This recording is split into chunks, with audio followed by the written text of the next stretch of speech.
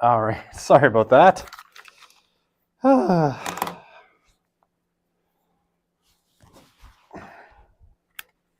Okay, sorry, like 2 minutes before the class, my kid's school called and said he's not feeling good. Someone has to come pick him up. So then I had to figure out who was going to go pick him up because I can't do it. All right, and they're not supposed to call me. So I'm supposed to call mom. What am I doing? Okay, so last time we were talking a little. My computer is frozen. There we go. I remember. Yeah, so last time we were talking about a few things, right? We were talking about Stark's rise of Christianity, and we ended off sort of talking about, what he thinks was the class bias of early Christianity, more tilted towards the middle class than towards the poor. Okay, and in this next section, this is a whole chapter from the book that I'm going to kind of describe quickly. Stark talks about the role that he thinks that a couple of big historical events, specifically two big epidemics or plagues that swept through the kind of late Roman Empire, might have played on the growth of Christianity. And specifically here, right, what he's going to focus on, and what I think is interesting about this, is the role of social networks, right? And not social networks like Facebook, but connections between people and conversion, and how that could have been affected by epidemics. And it's interesting, because during the summer, I finished a couple of books on the history of Islam, particularly about the rise of Islam. And one of the things that's really, really interesting, and kind of thinking about this, is the role that epidemics played in the rise of Islam as well. Though in that case, we're talking about the plague of Justinian, and the fact, which might have killed as many as 50 million people, and the fact that it weakened the Byzantine and Persian empires so much that allowed space for a new religion like Islam to emerge. So epidemics and big kind of social cataclysms often do provide these kind of spaces where religions can kind of flow in. Okay, so we're going to talk about two plagues, right? So two deadly plagues that swept through the Roman Empire. So the first one in 165 CE. So this is, roughly, about 130 years after the emergence of Christianity. And then a second plague in 251 CE or AD, which was extremely devastating.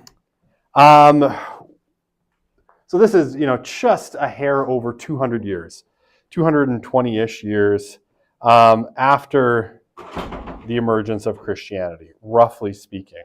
So both of these, relatively shortly after Christianity kind of comes on to the scene. And these are, because there's no modern medicine, there's no Pfizer or Moderna cooking up vaccines in 6 months. These plagues last for a long time. Okay, the one in 165, right, lasts for 15 years, right? This plague lasts a really, really long time. And we don't really know, but somewhere between a quarter and a third of the people living in the Roman Empire died during this plague. And we don't really know what it was, but from the descriptions, a lot of people think that this is probably the first appearance of the smallpox virus in the West, probably carried to Europe and the Mediterranean basin, over the kind of Silk Road, that went from China through Central Asia and through Persia and into the Roman Empire. So, yeah, at its height, they say, historians from the period report that as many as 5,000 people a day were dying in the city of Rome. So just in the city of Rome, which at the time would have had a population of about 1 million people, making it by far the largest city in the world at that time. Okay, so obviously something like smallpox would spread very, very quickly in the cramped, unsanitary conditions in the city like Rome. All right, so just about a century later, a little less than a century later, a second plague hits the empire.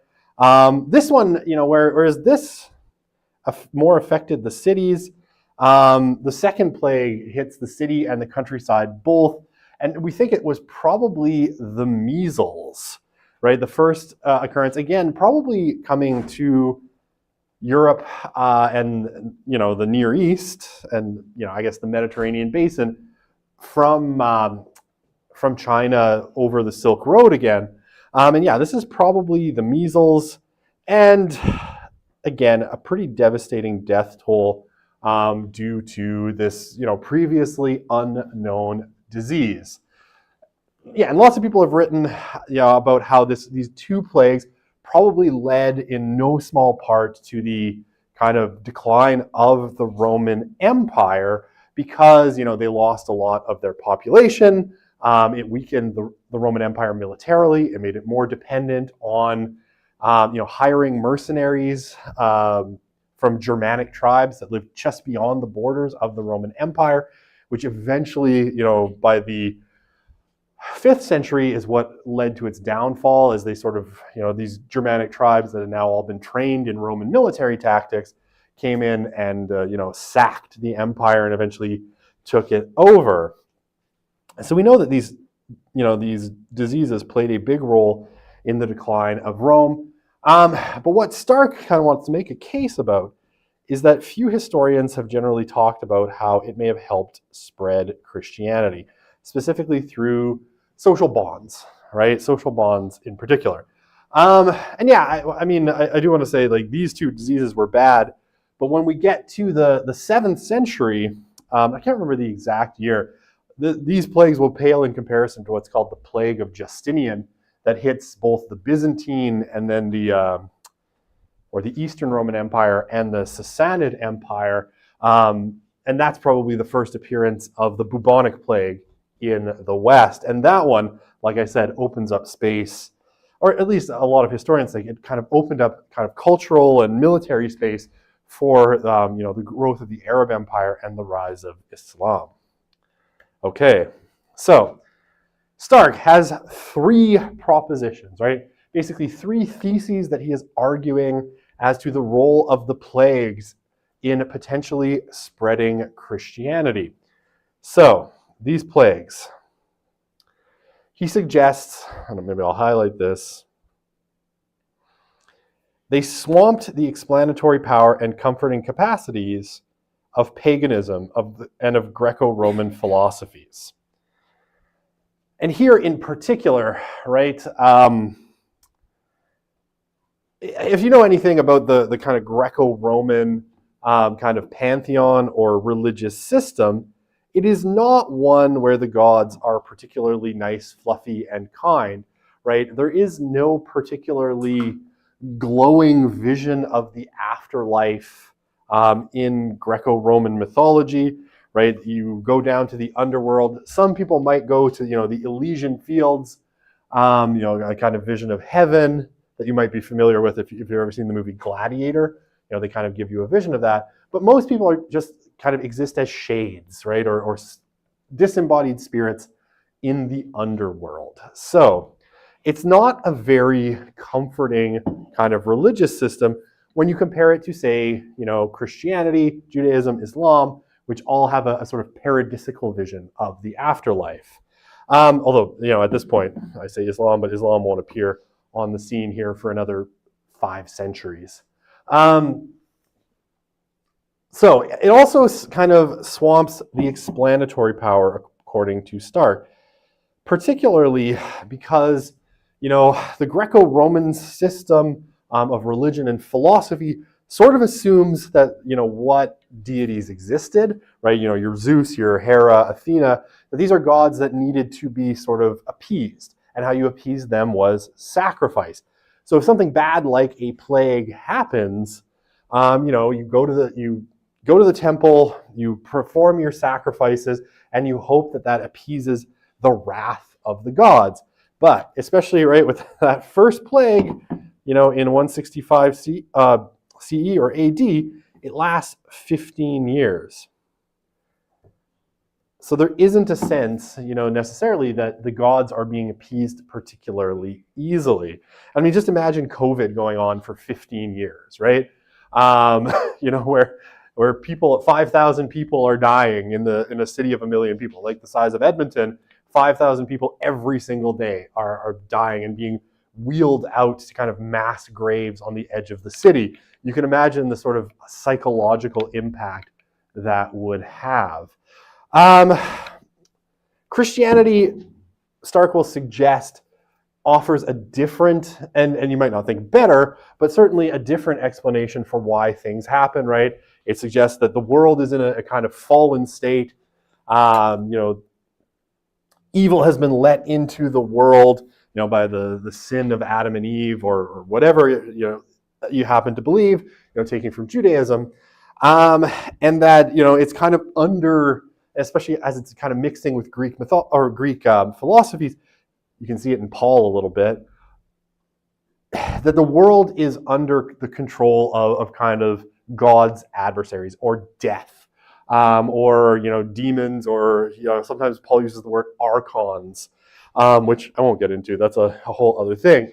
But that basically something has gone wrong, and that's why something like a disease is in the world, because the world has sort of rebelled against God and everything has kind of gone sideways, which at least offers a reason why it's not so easy to kind of get rid of this plague through sacrifice.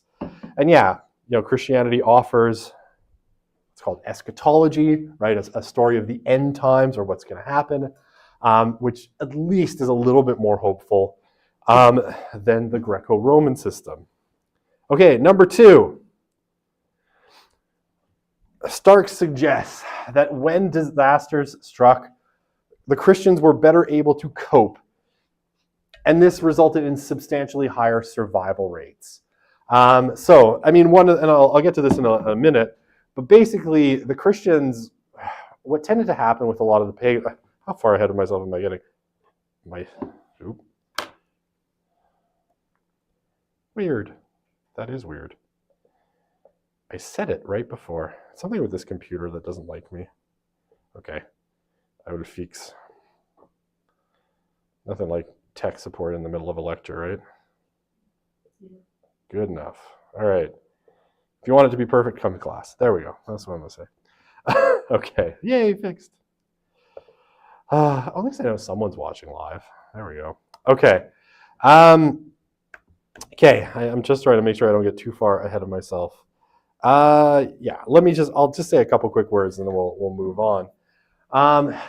Basically, Christians stuck around to take care of each other and provide not only basic care to each other, but also to sick pagans, because it's sort of built into the religion, and I'll talk about that in a bit.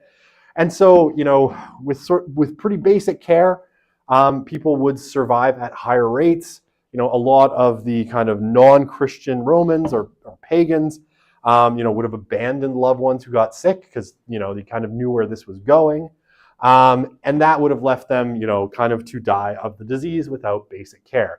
So Christians would have survived at higher rates, with just some basic kind of nursing.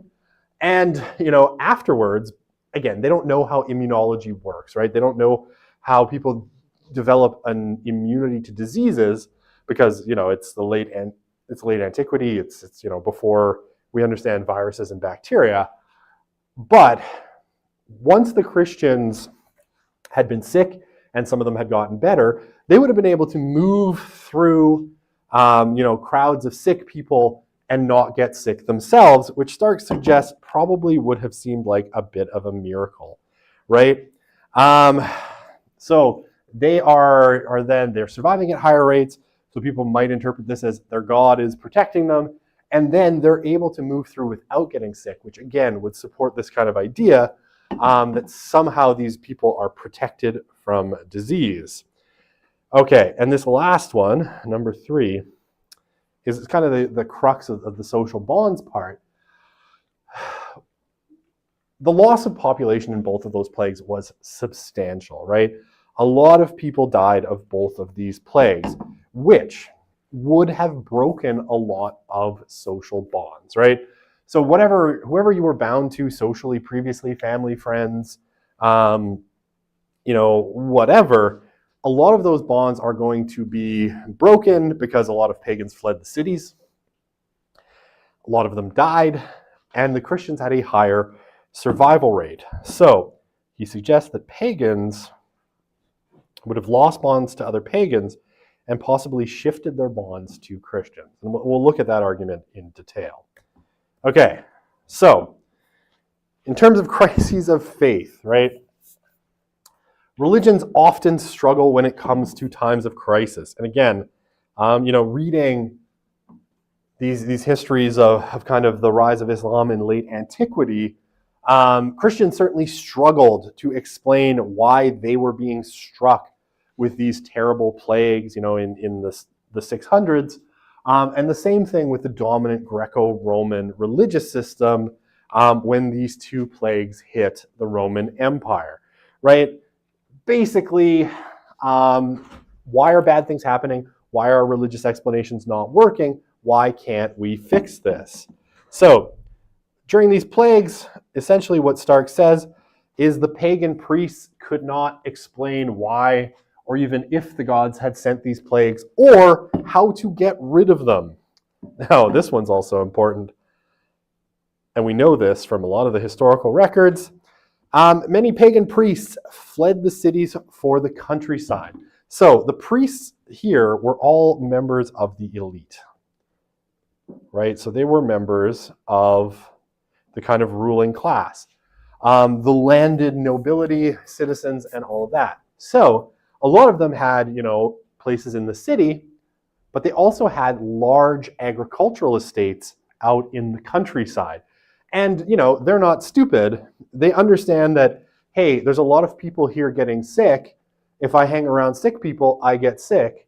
So I'm going to leave. So a lot of them actually fled the cities for their country estates, thus leaving the temples somewhat bereft of actual religious figures.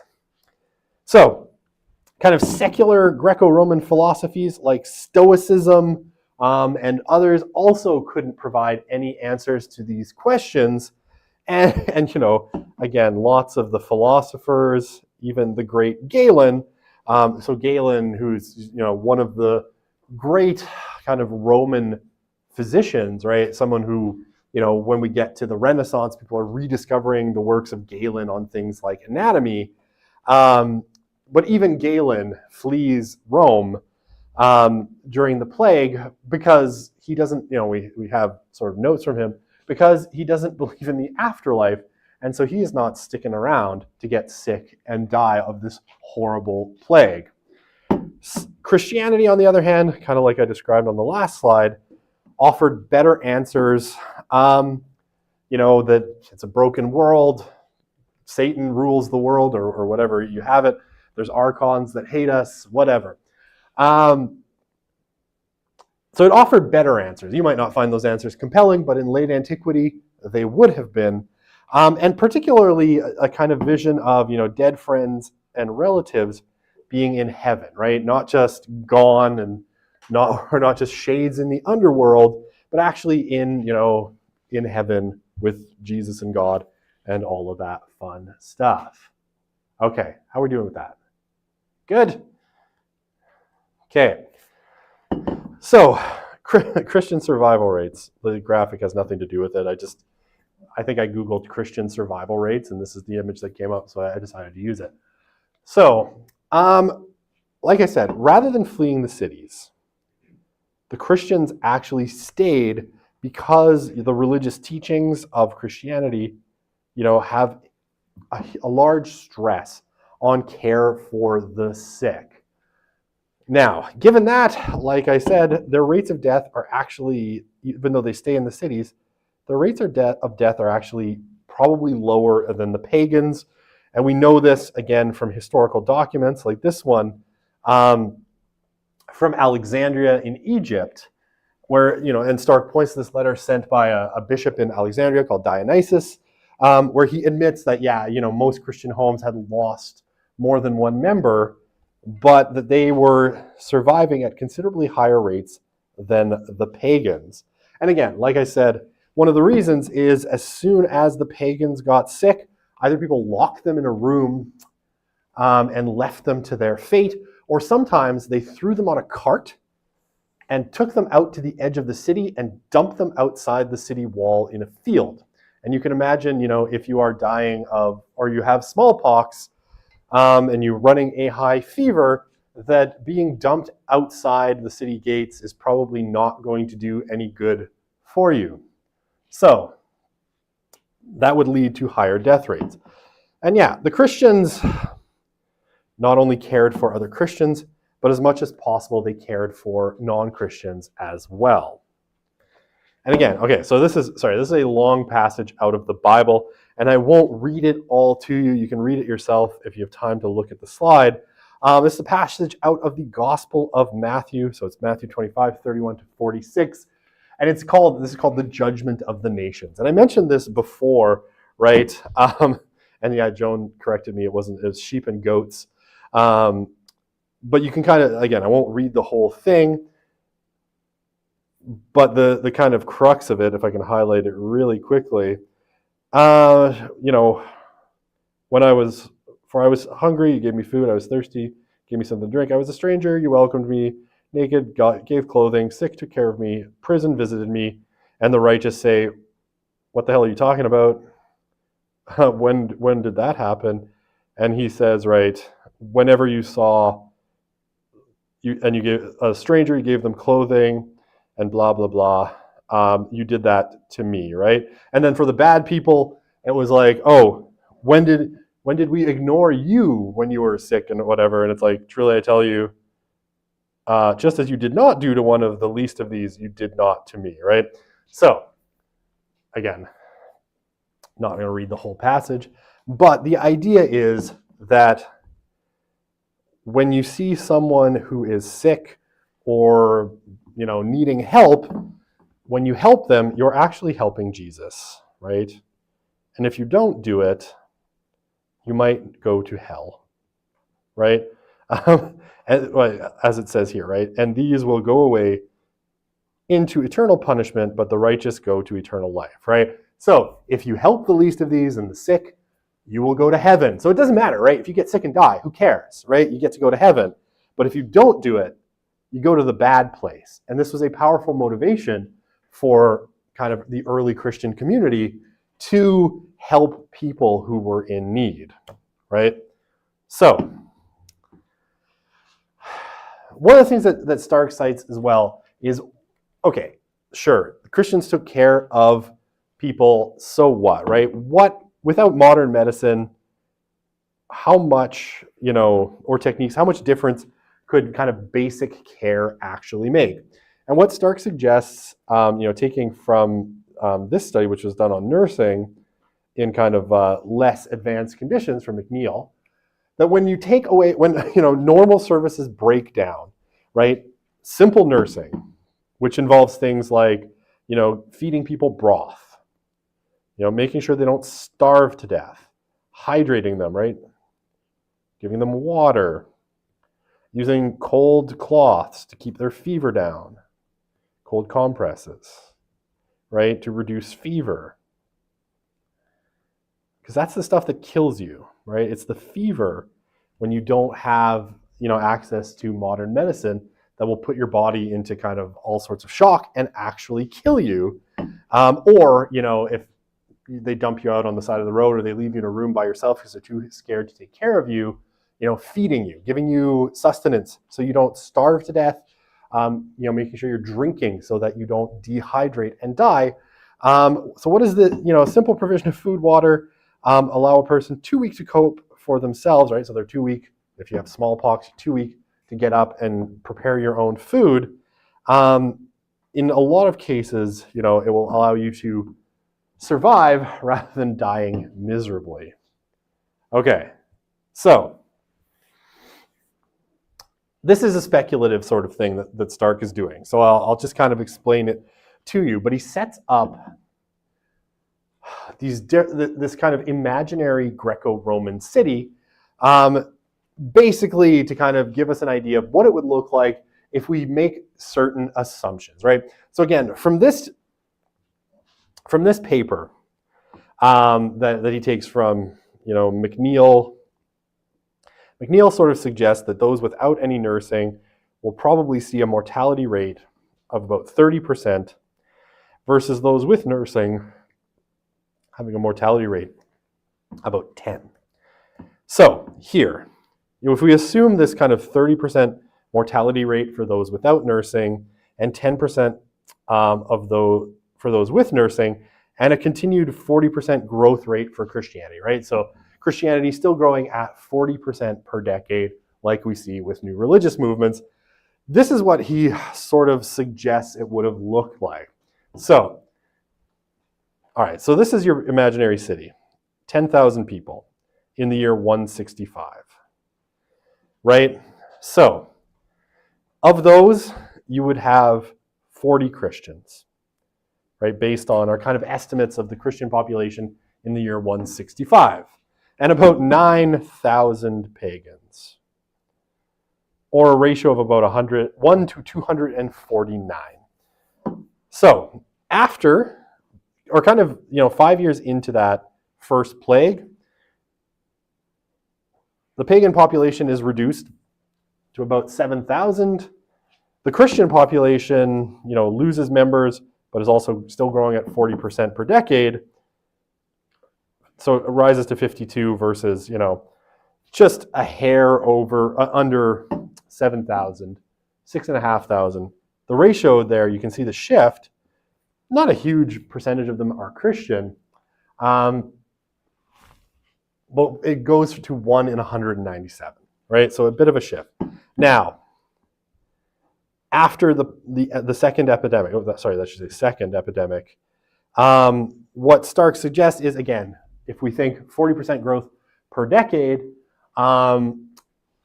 same mortality rates for everybody, we're now talking about almost 1,000 Christians for 4,000 pagans, or about 1 in 4 people in that, imaginary city, or 1 to 4. For every 4 pagans, there's 1 Christian by the year 260. Now, what he says, Christianity was growing anyway, right, at 40% per decade. So if we'd had no plagues, like if neither plague had hit and we still had a city of about 10,000, you would have had 1,000 Christians versus 8,000, almost 9,000 pagans, or a ratio of about 1 to 8. Okay, so why would this matter? Like, what does this kind of tell us that might be interesting? So, in particular, what Stark is kind of getting at with this kind of imaginary scenario is that Christianity probably was taking over anyway, and it was growing very robustly. But the plagues would have decreased the pagan population much more quickly than the Christian population, and given that 40% per decade rise, Christianity would have ended up with a much more favorable ratio. So what does this do, right? Now, I think you can easily go by, let's say that 1 in 8 or 1 in 10 people is of a particular religion. You can probably go through a lot of your life and never encounter them in any particularly serious way, right? That, if 10% of the population belongs to a religious group, you can probably sort of safely ignore them for a long time. It gets a little bit different, when the ratio is much more, even, maybe a quarter of people or just a little bit less, are, I guess a fifth roughly, are of a particular religion. It's going to have a much greater social impact, and your chances of building bonds with people, who are part of this religion are going to be much greater, the greater the proportion, right? So it probably accelerated the kind of takeover of Christianity in the Roman Empire by allowing Christianity to continue to grow robustly, reducing the number of pagans and shifting that ratio in a way that would have been more favorable to Christianity again. Sorry, does that all make sense? Okay, perfect. So, where am I? Okay, I'm on the role of women next. Perfect. So, Stark also suggests that in this society you would have had essentially three types of possible social bonds, right? Christian to Christian, so Christians who know each other, their friends, their families with other Christians. Christians to pagans, right? And then pagan to pagan. So, if you go back to our theoretical city, what he says is the chances of social bonds surviving, through the plagues, given our 10% mortality rate. For Christians, our 30% mortality rate for pagans. So Christian to Christian social bonds, he suggests, probably have about an 81% chance of surviving, right? Of both parties in that relationship surviving and therefore continuing their social bonds. For Christians to pagans, right? Christians who knew pagans, and there would have been lots, it goes down a bit to 63%, and pagan to pagan, right? Less than half of those, a little bit less than half of those bonds are going to survive the plagues. So that model assumes like everybody stays put. He suggests then that if we assume that about 20% of the pagan population flees our given city, 81. We still have 81% of Christian bonds surviving, roughly. Less than half now of our Christian to pagan bonds survive, but what he suggests is that the pagan to pagan bonds really suffer. So what would this mean? Let's say of our remaining pagans, in the city, many would now lack social bonds following the plague.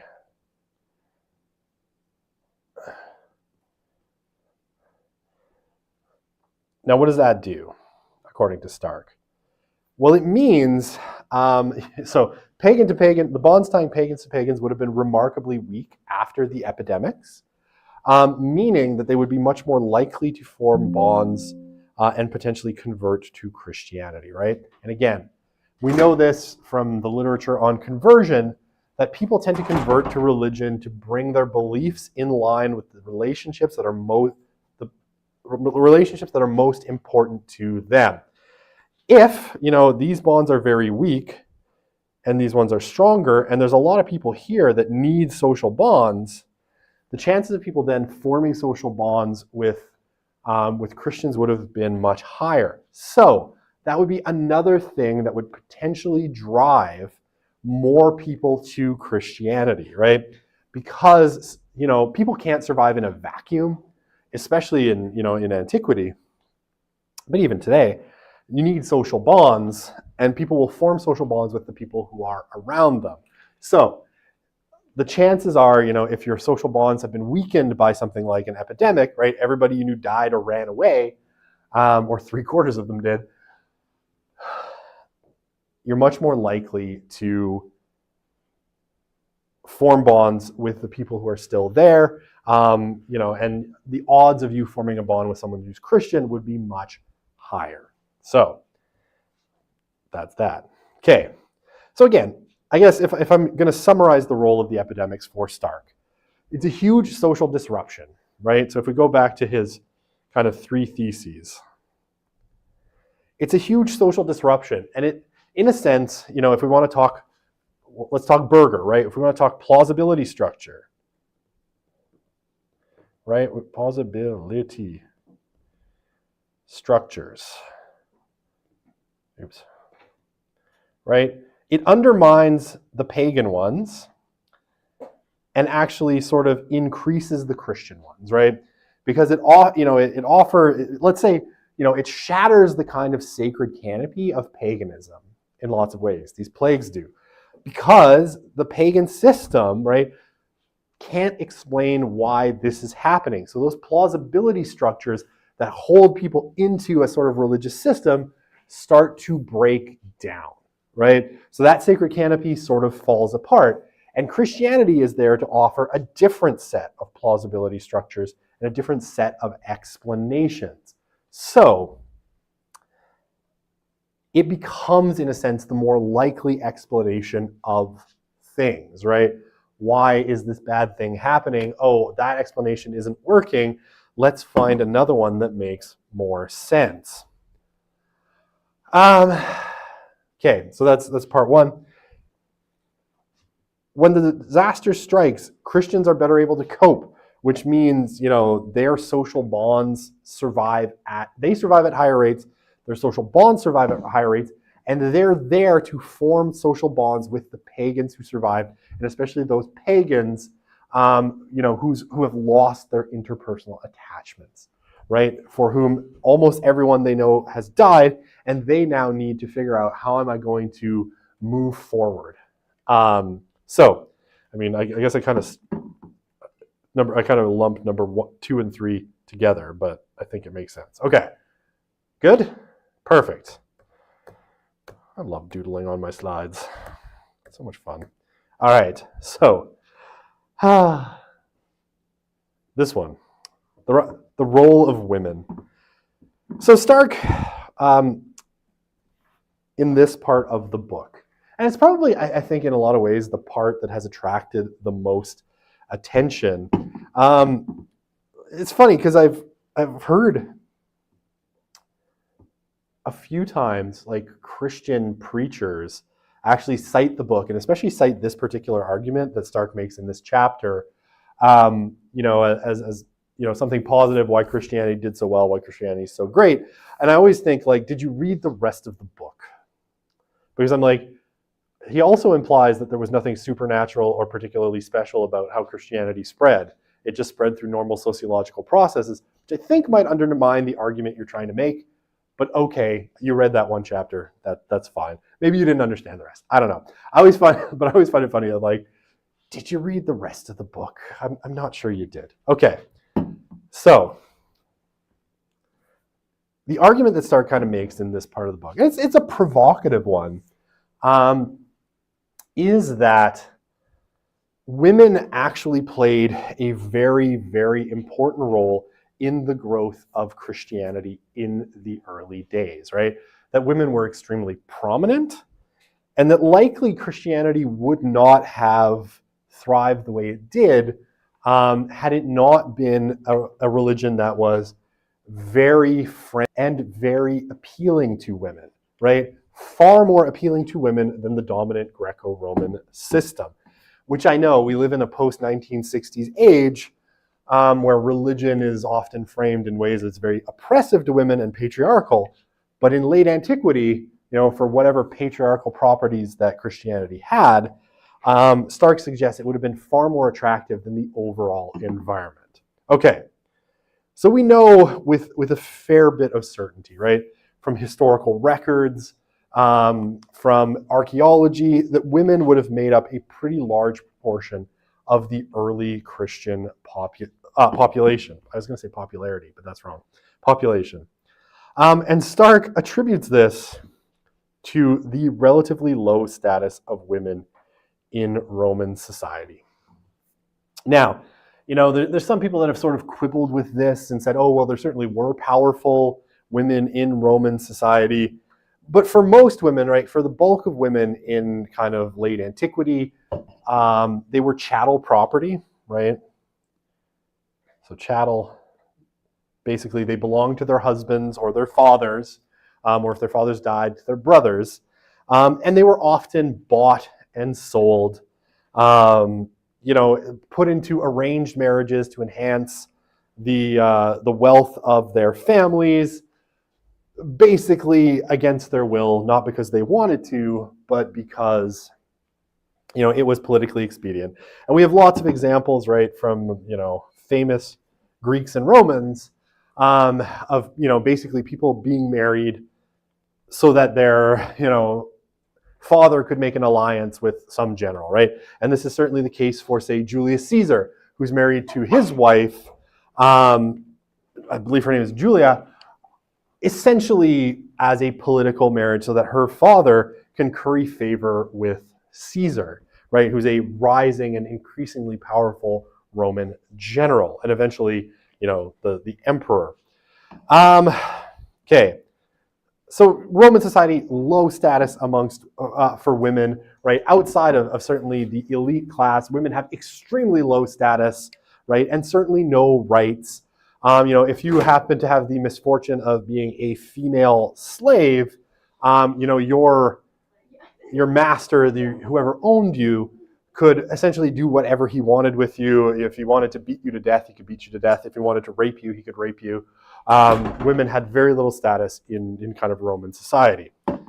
Now, what Stark suggests is comparatively, women had a relatively high status among Christians. So basically, in Christianity, and we'll kind of go through it a little bit, women had a lot more choice. They had a lot more autonomy over things like marriage. And we'll see what that looks like in terms of marriage rates. There's some icky things about Roman society that I'd rather not talk about, but they definitely occasionally married 8-year-olds to men. Yeah, gross. We'll talk about that later. It makes me feel yucky even talking about it. Again, it's for political reasons and all that kind of fun stuff. Christians didn't tend to do that. They had a much higher view of women than the Romans did, certainly. So now, one of the other things that Stark argues is that the low status of women in Roman society is probably partially due to what he calls skewed sex ratios.